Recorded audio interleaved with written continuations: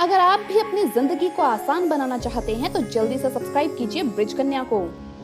हफ्ते के इस दिन अगर महिलाएं बाल धो ले तो पति होते हैं मालामाल। साथ ही मैं आपको बताऊंगी कि अगर महिलाएं किसी त्योहार, पूजा पाठ या शुभ मुहूर्त पर बाल ना धो पाएं तो क्या उपाय कर सकती हैं, और हम जानेंगे कि महिलाओं की किन आदतों की वजह से पति रंग से राजा बन जाते हैं। तो पूरी जानकारी के लिए इस वीडियो को अंत तक जरूर देखिएगा।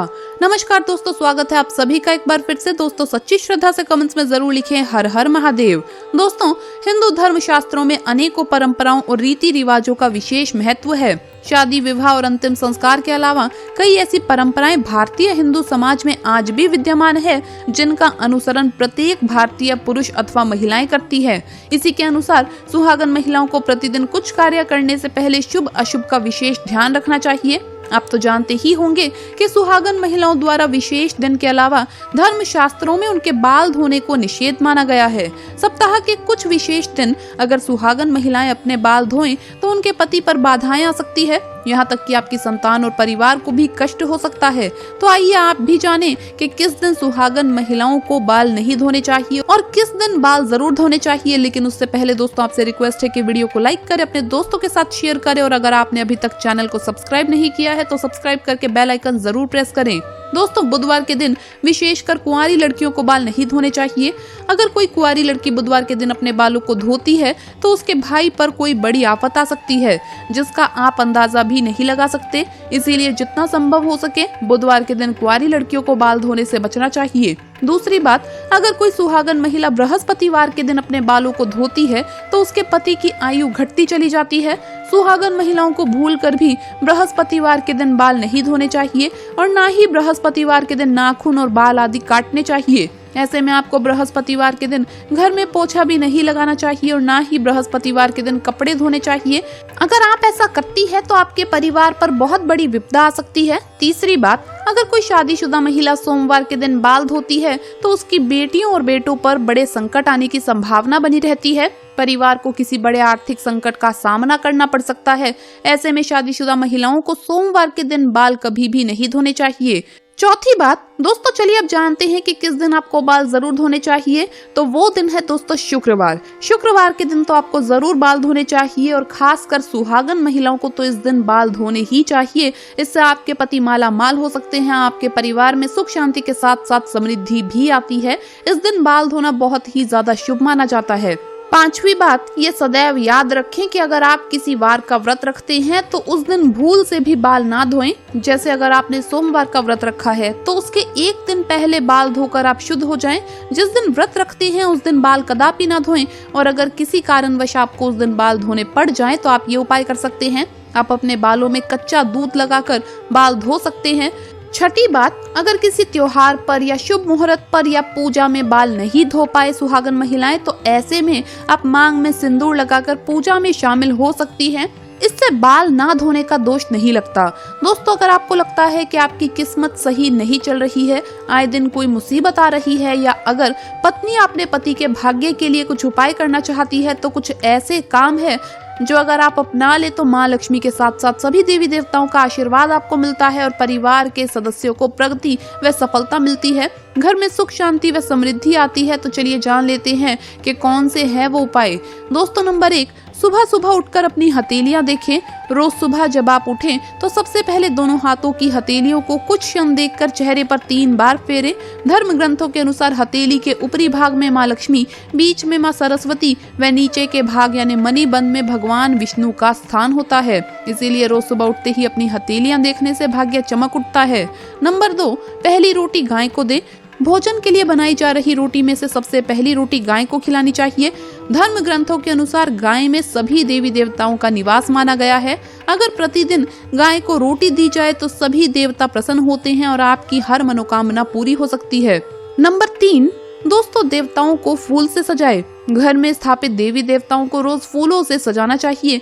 इस बात का ध्यान रखें कि फूल ताजे ही हो। सच्चे मन से देवी देवताओं को फूल आदि अर्पित करने से वो प्रसन्न होते हैं और व्यक्ति के जीवन की हर परेशानी दूर कर सकते हैं। स्नान करने के बाद तोड़े गए फूल ही भगवान को चढ़ाने चाहिए, ऐसा नियम है।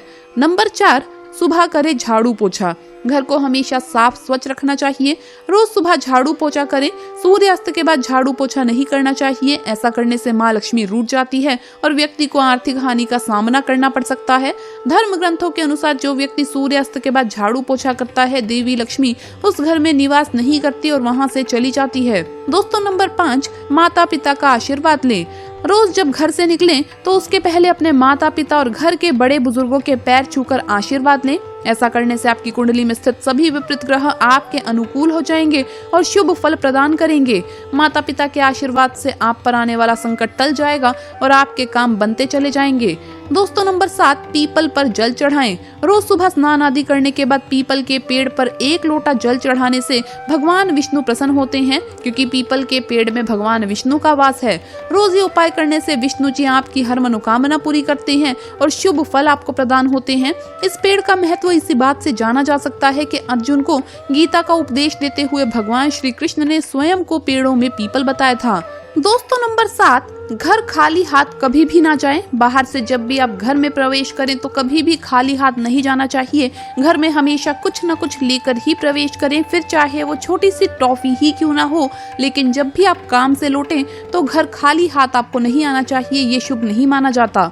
दोस्तों, नंबर 8, पत्नी व बच्चों को खुश रखें। अक्सर घर या बाहर के तनाव में अनजाने में हम सबसे ज्यादा प्रताड़ित अपने परिवार को करते हैं, लेकिन याद रखें, पत्नी और बच्चों की आंख में आंसू अगर आपकी वजह से आते हैं तो आपके तरक्की के रास्ते बंद हो जाते हैं। अतः परिवार को खुश रखना ही सबसे सटीक उपाय है सफल और खुश होने का। दोस्तों, लक्ष्मी जी को चंचल भी कहते हैं क्योंकि ये एक स्थान पर टिक नहीं सकती। लक्ष्मी की एक बड़ी विशेषता ये है कि जितनी कठिनाइयों से वो प्रसन्न होती हैं, उतनी ही सरलता से रुष्ट हो जाती हैं। कहने का तात्पर्य है कि माँ लक्ष्मी की कृपा प्राप्ति के लिए आपको सदैव शास्त्रों में बताए गए नियमों का पालन करना चाहिए, अन्यथा एक छोटी सी गलती से लक्ष्मी जी रुष्ट होकर चली जाती है। आपने देखा भी होगा कि बड़े ठाट बाट से रहने वाले साहूकार और सेठ पल भर में कंगाल होकर रास्ते पर आ जाते हैं। ये सब माँ लक्ष्मी के रुष्ट होने के कारण ही होता है। माँ को नाराज करने से अच्छा है कि शास्त्रों में बताए गए इन नियमों का पालन करें, और खासकर महिलाओं को तो यहाँ बताई जाने वाली गलती बिल्कुल भी नहीं करनी चाहिए। दोस्तों, धन को लक्ष्मी जी का स्वरूप माना गया है। बहुत से लोग उंगली में थूक लगाकर रुपए गिनते हैं। ऐसा करने से लक्ष्मी जी का अनादर होता है।